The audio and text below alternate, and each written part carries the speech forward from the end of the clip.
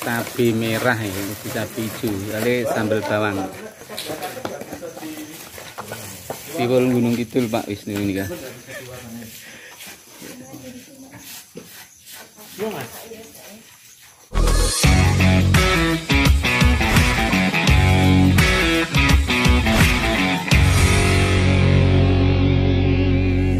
Kita lagi ada di suatu tempat yang cukup syahdu karena tadi habis hujan deras banget. Sekarang kita lagi menikmati enaknya, kita bisa lihat embung di sini, Gajah Muda ya. Dan pastinya si Dilan kali ini terselenggara karena kerja hebat dari Dinas Koperasi dan Usaha Kecil Menengah Daerah Istimewa Yogyakarta dan didukung sepenuhnya oleh dana keistimewaan pastinya ya. Dan di kesempatan kali ini Prita nggak sendiri, seperti biasa selalu ada temennya dan banyak banget ini temennya ya. Mungkin kenalan dulu dari yang ganteng banget. Ini saya kasih kainnya loh mas. Boleh, punya bisa dibeli. Ipa boleh? Oh jangan nih Ipa. Monggo. Ngelakoni UMKM Mbak. Oh iya, Iya. nanti. Ini kan ngomong itu kenalan. Kenalan Iya, dulu. boleh. Saya Imam Syafi'i tapi nggak pakai Ustad ya. Namanya wes pas gitu. Neng kelakuannya sendiri. Waduh, ya nanti OTW sana aja mas. Semoga. Lanjut ini, waduh. Kesayangan kita semua ini. Iya betul. Ini tawar semangat Gajah Muda ini. Harus gitu. Telaga Kemuning. Ini saya baru pertama kesini Pak Lurah. Ini lihat telaga di tengah hutan. Ya jalannya cukup asik ya. Seru. Pas Allah pikir tadi kok seperti jalan kok masih 350 ya bisa diakses sampai pinggir telaga. Tadi sekilas Pak Lurah sudah menjelaskan di sini ya, ini mungkin kawasan mana gambar? Kawasan Kemuning. Kemuning ya. Kemuning ini yang mungkin perlu dieksplor ini. Lihat di tempat kita melaksanakan ini podcast ini. Iya. Ini memang support dari CSR ya, ini memang masih banyak dieksplor lebih dalam oleh Pak Lurah. Mungkin dalam waktu dekat Persami seru nih Pak. Oh iya. Ya. Ya memungkinkan ini memang. Saya kira itu Mbak. J. Lanjut. Kali Bapak Sinta nih kak. Terima kasih. Nama saya Mariati Lurah Bunder. Saya mengucapkan terima kasih sekali kepada Bapak Ibu semua yang hadir di sini, terutama Pak Kepala Dinas Koperasi dan dari operator dari Hirunino. Terima kasih sekali. Semoga dengan adanya rawuh Bapak Ibu semua menambah kegiatan, menambah semangat bagi warga kami. Dan perlu diketahui bahwa tadi disampaikan di kompleks ini itu sangat terisolir. Karena apa? Karena Telaga Kemuning itu masuk tanah Sultan Ground, yang mana itu milik Pak Sultan, sehingga dikelola oleh warga masyarakat Kemuning ini dengan harapan bisa menambah kesejahteraan masyarakat khususnya di Paduka Kemuning ini. Kemudian Bapak Ibu sudah terso bahwa di Paduka Kemuning ini yang pertama jauh dari kota kalurahan, tadi lewat hutan, itulah dikelilingi hutan sehingga tidak ada karena jauh dari jaringan. Oleh karena nanti mohon bantuannya atau bisa membantu dalam arti menyampaikan kepada Kominfo supaya diberikan internet sehingga warga masyarakat khususnya pelajar itu bisa mengakses. Dan paling prihatin kemarin pada waktu pandemi itu jelas warga masyarakat khususnya pelajar itu datang ke Balai Kalurahan berduyun-duyun untuk mengikuti pelajaran di sana. Saya kasihan sekali setiap hari. Itulah keadaan di Kemuning ini. Sekali lagi terima kasih dan selamat datang pada Bapak Ibu semua. Semoga membawa berkah terhadap warga kami khususnya di Paduka Kemuning. Demikian yang kami sampaikan. Siap, matur nuwun Pak Mariati. Selanjutnya. Ya, terima kasih. Terima kasih waktunya. Assalamualaikum warahmatullahi wabarakatuh. Perkenalkan, nama saya Bambang Sugianto. Kebetulan pada saat ini saya menjabat di desa itu sebagai direktur BUMDes. Jadi ini saya mewakili teman-teman ini nanti seperti tadi Pak Mendagri katakan, kami ucapkan selamat datang di sini, selamat menikmati. Jadi memang Telaga Kemuning ini salah satu wisata kami. Jadi mungkin itu sementara dari kami. Terima kasih. Siap, terima kasih Pak Bambang ya. Sudah kenalan, berarti saatnya kita cari tahu lebih banyak lagi apa aja sih yang ada di Telaga Kemuning, khususnya terus kemudian di Desa Bunder ya, apa saja yang bisa dikembangkan nantinya, potensi-potensi apa yang mungkin masih dalam perjalanan untuk digali dan bisa menjadi sesuatu yang lebih pemanfaatannya gitu ya. Tapi sebelumnya kita ke Pak Wisnu dulu. Tasnya sehat ya Pak? Iya. Seger kan? Pak Wisnu, ini kan untuk kalau kita ngomongin Desa Prenar sendiri, ini kan sudah berjalan juga cukup lama gitu kan ya. Sampai sekarang ini dengan berbagai macam konsep model Desa Prenar, seperti apa perkembangannya dari ketika awal dimulai sampai dengan sekarang ini? Jadi kalau di dinas sekarang sudah ada kurang lebih 61 desa planner ya. 61 Ada seluruh 61 desa planner di DIY, tersebar 5 kabupaten kota. Kalau di kota istilahnya kampung planner. Oke. Nah, ini adalah strategi kami bagaimana kemudian menumbuhkan spirit kewirausahaan yang ada di wilayah pedesaan. Jadi biar pembangunan di daerah itu tidak kemudian terkonsentrasi pada titik-titik, terutama di wilayah urban. Nantinya apa, problem pemerintah daerah kan selama ini yang belum terselesaikan selama bertahun-tahun adalah kemiskinan dan ketimpangan. Ini jadi problem yang kemudian mengapa kita tidak kemudian ada strategi untuk tidak menyentralkan pelatihan-pelatihan saja di wilayah perkotaan, tapi kita kemudian istilahnya jajah desa melankoli ini ke wilayah desa-desa sehingga spiritnya kita ingin menumbuhkan pusat pertumbuhan ekonomi itu ada di desa. Nah, bagaimana cara mewujudkan pusat pertumbuhan ekonomi? Ya, kemudian kita salah satu strateginya adalah bagaimana spirit kewirausahaan yang ada di desa ini kemudian bisa dinamis, tumbuh dan berkembang. Jadi ada nggak desa itu kan bukan wilayah yang nol ya, di situ ada manusianya, ada wilayahnya, ada potensi sumber daya alamnya, ada lingkungan sekitarnya seperti di Kemuning ini ya, sebagai bagian dari ekosistem kelurahan Bunder Pak.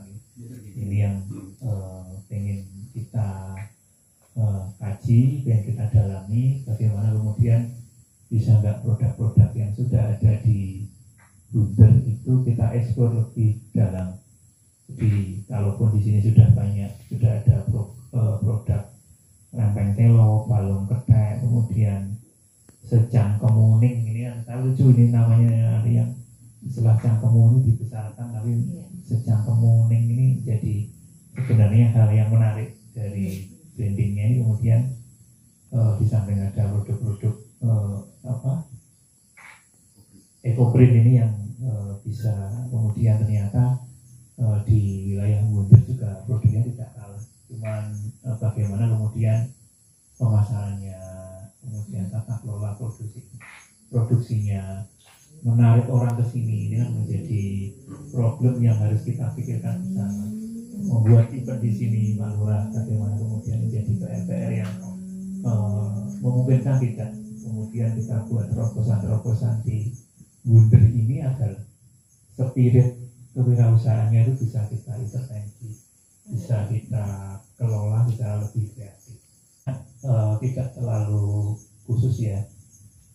Jadi kami membagi karakter supporting, pertama teman-teman pendamping dia support SDM-nya bisa menjangkau wilayah-wilayah yang mana itu. Karena semua pendekatan itu kan kalau kita dalami sebenarnya prinsipnya sama. Ada yang ibarat papat limo pancar di dulung kawan tarik juga dia mengemas, ada konsepnya yang berdiri dimensi tata kelola produk, ada kemudian supply chain, kemudian pemasaran, kemudian dia mengkerucut dari 4 itu, kemudian yang kelima itu aspek pemberdayaannya yang kemudian kuat. Ini sebenarnya kalau di belakang nanti dia maksimum ya, tapi kemudian ada yang G2R, Global Petroleum Refinery itu juga mirip sebenarnya. Dan secara prinsip sebenarnya adanya G2R, Kaspak, Blankon atau Trilogy ini dia bisa bisa sinergis dengan konsep kami, dengan aspek-aspek yang kita kembangkan untuk menjalankan pemberdayaan melalui desa planner. Jadi indikasinya itu nanti muncul produk-produk yang kemudian unggulan, tidak harus satu. Memang di desa disepakati kelembagaannya bentuknya koperasi, kemudian BUMDes, katakanlah kemudian ada kelompok wanita tani, itu disepakati menjadi kemudian mengembangkan entrepreneur produk itu silakan saja. Tapi kalau memang belum ada, bentuklah kelompok desa planner. Biar apa? Nanti support melalui desa itu sudah ada lembaga yang kemudian mewadahi ketika intervensi kemudian bisa kita lakukan. Apalagi kalau aspek yang kuat dalam peningkatan kapasitas ada 3 kunci di kami. Regulasi yang di kami ya. Ada regulasi di desa juga ada Perdes, kemudian SDM yang ketiga kelembagaan. Nah, SDM ini yang kemudian bagaimana mereka itu kemudian sebenarnya kuncinya. Jadi kunci dari tata kelola spirit kewirausahaannya. Ya bagaimana Mas Imam tuh punya pekerjaan yang tidak mudah. Dari kalau di suatu wilayah itu kemudian masih blank, itu orangnya kemudian ya kan banyak ya. Orang usaha itu banyak, tapi orang yang punya spirit entrepreneur tidak. Situs ini yang pengen kita tularkan di desa-desa biar mereka kemudian bisa punya semangat kreatif, semangat untuk produksi dan produktif, kemudian inovatif tidak harus menciptakan hal yang baru. Dia bisa tiru, amati, modifikasi itu sebuah cara-cara yang bagaimana kemudian orang itu di desa, di komunen itu dikelilingi hutan, ada telaga, sudah ada support seperti ini. Enaknya bagaimana biar orang kemudian datang ke sini bisa nggak kemudian ada lomba mancing di sini, ada lomba panen ikan di sini. Nah, perlu kita identifikasi ya, mungkin kalau izin ini perluasan kawasan kan mungkin harus keluar-keluar ke yang punya hutan di sebelah sini itu kan. Ya ini nanti atau yang untuk space yang kosong ini memungkinkan nggak nanti jadi tempat parkir biar orang kesini itu kemudian mudah. Kalau papasan mobil itu kemudian orang tumbuhan, nah ini itu juga harus dipikirkan dan kolaborasi antara koperasi wisata menjadi bagian yang nantinya juga saya juga berpikir ini nanti ketika Bunder ini memungkinkan nggak nanti menjadi rintisan desa mandiri budaya. Jadi makanya saya kesini lihat Nanti dan Mas potensinya Bunder itu apa sebenarnya yang bisa kemudian memungkinkan kita bisa memberikan support lebih kepada kelurahan.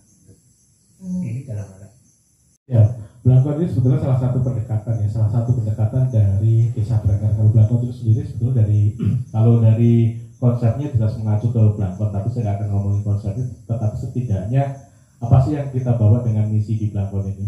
Yang pertama, kalau dari kata itu singkatan dari bermuatan lokal. Jadi kami itu pengen mendorong produk-produk dari desa atau potensi desa yang memang dia punya muatan lokal. Nah kalau di Bunder ini banyak sekali produk yang dengan muatan lokalnya tinggi, dari mulai balu ketek, terus mulai secangkemmu, lampek melon, dan sebagainya. Ini rata-rata memang bahan bakunya ada dari lokal sini. Asli dari sini. Okay. Selain itu juga di sayap, kalau kita ke sayap bagian utara Jalan Wonosari, utara atau utara lah ya, itu ada potensi kako juga yang sebetulnya juga hari ini sudah mulai digarap sama warga. Ada yang dijadikan biji terus dijual, ada yang sampai bikin pasca panennya. Jadi dari mulai biji sampai dia punya produknya saja hari ini nggak dibawa sebetulnya. Juga ada produk jadi juga dari kako itu. Hanya saja memang ini catatan kami memang Bunder ini salah satu desa yang kami nilai agak, ibaratnya mobil ini mobil painter ya, diesel. Jadi panas ini suwe Pak. Karena tahun pertama ini kita dorong-dorong ini naik panas-panas, panas-panas gitu ya. Dan tahun kedua ini baru kelihatan muncul karepe, muncul semangatnya untuk bareng-bareng membangkit gitu. Nah di tahun ini juga kebetulan sama Pak Wisnu kemarin diminta untuk bikin proposal BKK. Salah satu tadi PR Pak Wisnu kan mendatangkan pasar, mendatangkan audien.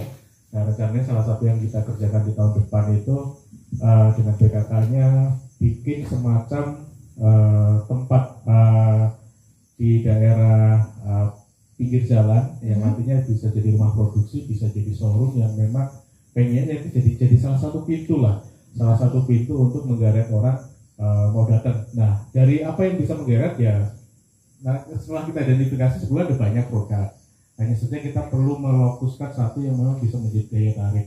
Kemarin sempat rasa-rasa dengan teman-teman, nanti Pak Bambang dan Pak Lurah bisa cerita gitu. Salah satu yang pengen kita dorong lagi ya di Kakao itu, karena memang potensinya ada dari mulai pembibitan sampai pasca panennya itu ada alat-alatnya juga sudah lengkap sebetulnya.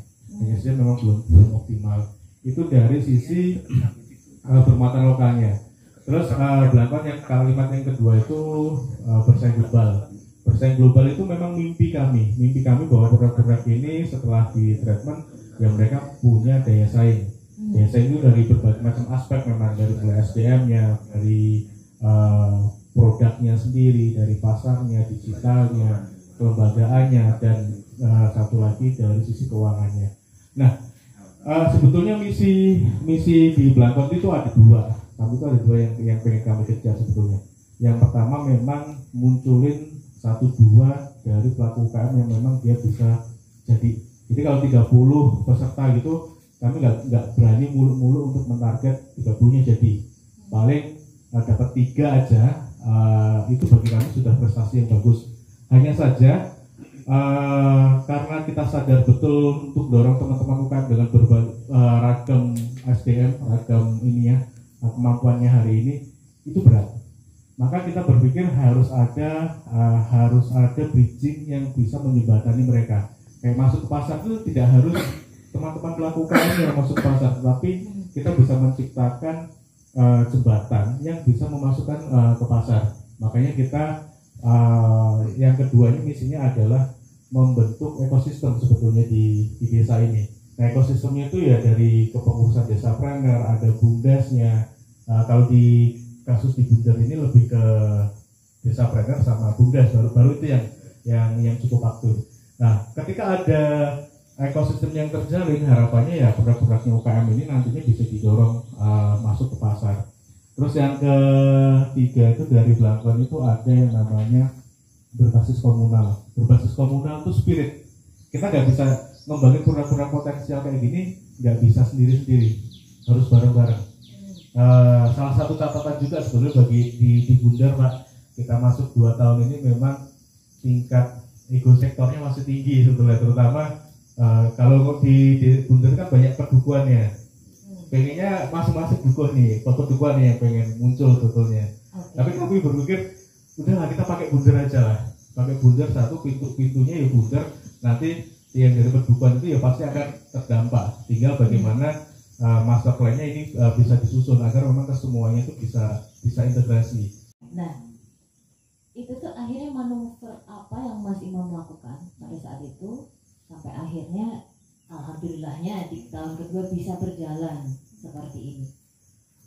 Sebetulnya kita banyak ngobrol sih sebetulnya sama teman-teman. Caranya Bunder ini kami nilai potensinya banyak, apalagi ada embung. Sebenarnya nggak nyambung ya, Bunder itu ada beberapa tempat yang kalau kita tarik garis lurus itu bisa jadi sebuah kawasan wisata yang menarik. Apalagi kalau kita mau trekking, kalau kok trekking pipitan gitu ya, pipitan atau naik motor tuh ada beberapa kawasan yang bisa dilihat. Nah kami berpikir ini loh tetanggamu tuh banyak yang sudah naik nih, tetangga dekat kita Butat, Mangran pada naik, kok Bunder mau kayak gini-gini aja, padahal potensinya bagus. Jangankan itu Mbak, hari ini kalau teman-teman lihat produk di sini gitu ya, PIRT-nya pun masih tunggu ya. Dan itu kami beberapa ya Pak ya, kami masuk dari, saya sempat masuk ke Bunder ini sekitar 5 tahun yang lalu, sampai hari ini PRT itu jadi catatan. Kok bisa Mas, apakah nggak daftar? Kok kenapa nggak bisa dapat PRT?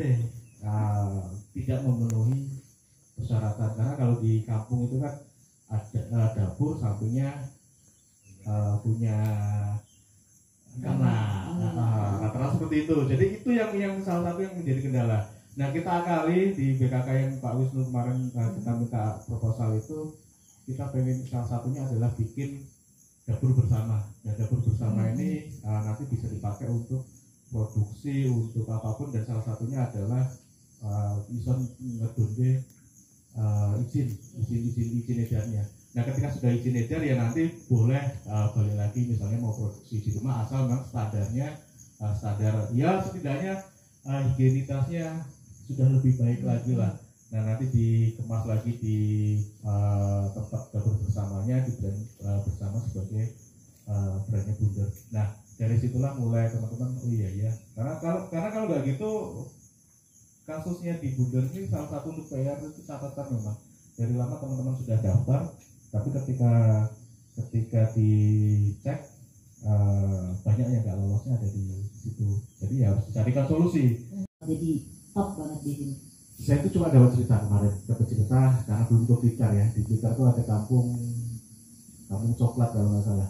Dapat cerita bahwasanya mereka bisa ngembangin kampung coklat yang di sana padahal tidak punya proses dari awalnya gitu. Sedangkan kalau kita melihat Bunder ini dari proses bahkan budidayanya itu ada gitu, tidak hanya sekedar ngolah, tetapi dari budidayanya ada, budidaya fermentasi semuanya ada. Mereka yang tidak punya seperti itu bisa tumbuh jadi wisata, jadi tujuan wisata yang orang datang berbus-bus ke sana. Kenapa di sini nggak bisa gitu? Itu pertanyaan menjadi ke saya. Terus yang kedua, di Jogja itu konsep seperti itu sudah ada sebetulnya. Yang kelas premiumnya ya ada coklat Monggo, ada dalam coklat. Terus yang baru itu kalau nggak salah kemarin saya lihat jalan di Jalan Tamsis, di timur jalan itu ada coklat Tugu atau apa baru kelihatannya. Itu kan versi agak menengah ke atas. Nah, kenapa nggak dikembangin untuk versi rakyatnya gitu, dengan konsep ya kemasyarakatan yang mengerjakan. Nah, kami berpikir oh iya bisa juga diarahin ke sana. Nah, ya mimpi saya 1 atau 2 tahun lagi ya teman-teman bisa eksekusi sih. Terutama yang kita mulai dengan tahun depan, setidaknya saya pesan betul ke Pak Lurah sebetulnya itu showroom yang di tempat di Indokula itu ya Pak jangan diperpanjang lagi Pak. Biasa setahunnya dikontrak 7 juta. Nah, ini potensinya lebih dari itu loh Pak. Jadi tidak bisa ya biar dimanfaatkan teman-teman untuk bisa ngembangin potensi yang ada di Bunder. Itu harapan saya sih, 1-2 tahun lagi Bunder bisa seperti itu. Untuk warung ketak itu bahannya dari kedelai. Kemudian untuk minuman itu berdasarkan kentur itu dari kentur. Kemudian ada telang, ya, telang itu minuman telang itu dari daun telang atau bunga telang yang semuanya itu banyak di wilayah kami. Cuman sebenarnya apa yang disampaikan oleh Bapak tadi bahwa di Bunder ini juga ada industri atau yaitu pengolahan kakao maupun packing masalah kakao menjadi coklat sudah ada, cuma pemasarannya itu kurang. Kemudian ini yang UMKM ini sebenarnya itu cuma dompleng, dalam pemasaran itu dompleng. Berarti Bapak Ibu kalau ke Bunder itu di Tosorba, toko besar itu banyak sekali minuman-minuman atau olahan-olahan yang ada di sana itu adalah produk dari UMKM di Kaluran Bunder, terutama hari Sabtu dan Minggu pagi itu ramai sekali. Itulah yang cuma itu yang menjadi tempat untuk jualan. Tempat khusus belum ada, yang sana ada, tapi sudah tinggal 1 tahun lagi mungkin sudah ada tempat untuk menampung semua olahan maupun produk dari masyarakat di wilayah Kelurahan Bunder. Di tempat ini adalah potensi wisata kita, jadi harapan kami itu nanti bisa masyarakat itu bisa berwisata dengan menggunakan perahu yang ada di sini, ataupun nanti ada event juga mancing bersama. Kalau menurut kami itu intinya kita produksi mudah selama ada bahan bakunya dan ada biayanya. Cuman yang menjadi permasalahan adalah permasalahannya. Jadi memang yang perlu kita pikirkan adalah pemasaran. Jadi selama ini pemasaran kita tuh masih apa ya, dari mulut ke mulut istilahnya. Jadi memang perlu kita pasarkan secara online gitu, Pak Imam ya. Jadi nanti mohon bantuannya Mas Imam. Jadi kita pemasaran secara online, dan juga nanti harapan kami juga ada market offline juga. Jadi yang offline itu memang rencana kami adalah tadi disebut Mas Imam, jadi yang Indogula yang disewa itu kan dia tuh posisinya strategis di tepi jalan raya.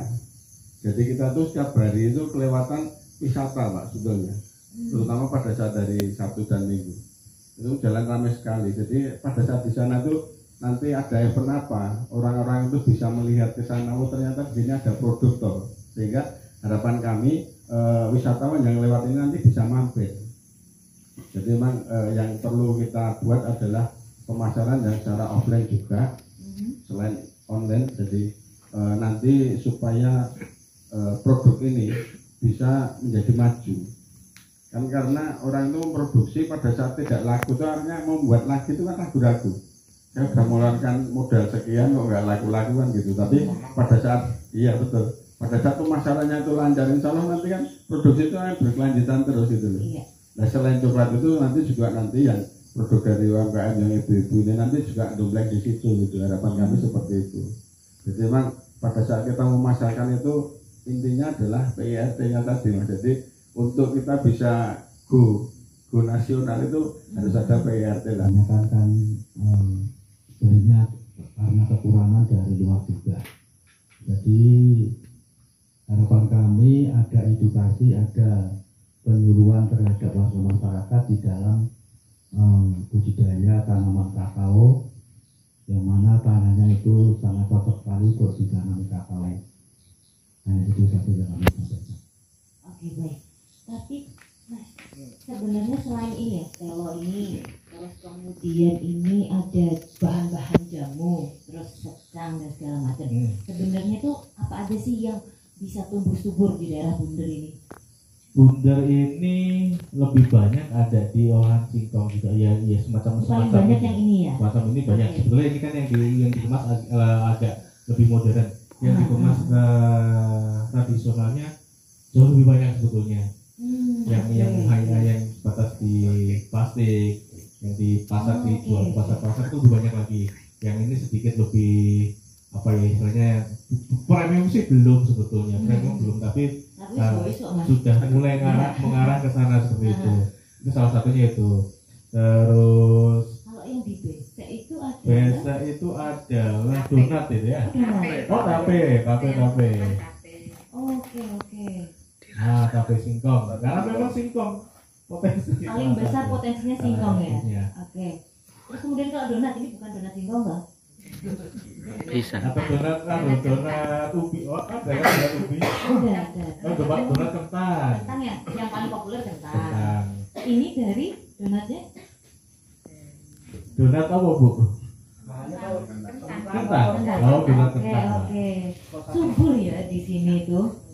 Kayak itu semua bahan bisa diambil dari sini semua gitu. Sebetulnya Bundernya secara potensi hasil pertaniannya banyak, termasuk ya pada akhirnya diolah, termasuk sekakemu itu kan sebetulnya juga bahan-bahan dari lokasi ini juga. Ini malah sebetulnya dulu dari Astra Bu ya, binanya Bu yang masuk ya. Dulu dari Astra sempat masuk, termasuk pendopo ini kan CSR dari Astra. Hanya saja memang mereka ini sudah exit karena sudah, kalau nggak salah sudah 5 tahun harus exit ya. Kalau hari ini ya ayo lewat desa membangun bareng-bareng lagi gitu. Gak apa-apa, karena dulu sudah ada Astra dan kita coba per hari ini ya kita lanjutkan dengan program-program dari desa Pranger ini yang memang sedang running di hari ini. Gitu. Mas Imam aja sebagai pendamping gitu kan ya, yang mungkin di tiap wilayah juga pasti punya permasalahannya masing-masing. Dengan kondisi seperti itu tuh dalam beberapa waktu ke depan mungkin Pak Wisnu punya rencana apa aja gitu? Jadi begini, pendampingan pada suatu wilayah kan punya karakter yang beragam, dan skema tahapan kami penumbuhan, pengembangan, maju kan nanti mengikuti konsep yang sebenarnya sudah kami tetapkan. Jadi kalau masih mau menerangkan ada kendala di lapangan ya nanti kami akan tahu itu di akhir maksimal, nanti di akhir nanti kita akan ikut apakah nilai-nilai desa katakanlah di Bunder ini kan statusnya kalau tahun ini kan mungkin pada status untuk mendapatkan status pengembangan ya. Nah nanti tinggal di kita jelaskan intensitasnya. Jadi intensitas pengembangannya itu katakanlah full, separuh atau kurang. Nah, ini yang nanti akan kita pahamkan. Nah, kurangnya pada aspek yang mana nanti. Terus nanti ke depannya saya juga ikut rekomendasinya dari Mas Imam juga nanti ketika nanti dapat status pengembangan intensitas kurang, apakah memungkinkan nanti tahun depannya maju. Tapi tidak sekedar membuat pasar saja, dibuat event juga di situ biar orang kemudian tertarik. Kalau membuat pasar nanti kata wes masak, wes gawe jamu, sudah tidak ada yang beli ini, jadi kan kasihan memang. Tapi juga dipikirkan bagaimana mendatangkan orang, membuat event, kemudian biar menarik, biar bisa rutin. Di dinas pertanian juga dulu pernah ada pasar tani itu juga sepi. Jadi karena dilaksanakan setiap Jumat, lama-lama dia membentuk komunitas sendiri. Orang yang datang pun juga jadi hafal ya. Iya, kalau jadi hari hafal. itu ada itu gitu. Karena Siap. Matur nuwun sangat Pak Wisnu, Mas Imam, Pak Mariadi, Pak Bambang, matur nuwun sangat untuk waktunya berbagi di kesempatan sigilan kali ini. Dan Ganja Muda, nggak kerasa udah hampir sejam ya kita ngobrol ini. Kalau diterusin bisa sampai besok. Saya harus kami juga di sini. Kayak mas saya.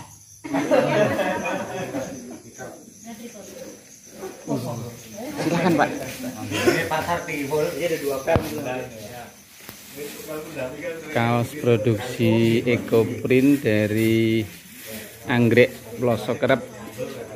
Ini sepertinya dari kru Jeronimo yang melirik-lirik ini. Menarik. Iya. Belum diambil saja. Bisa dinego ya sepertinya. Wah, Pak Wisnu menghadapi hidangan Gunung Kidul Kas. Nah, ini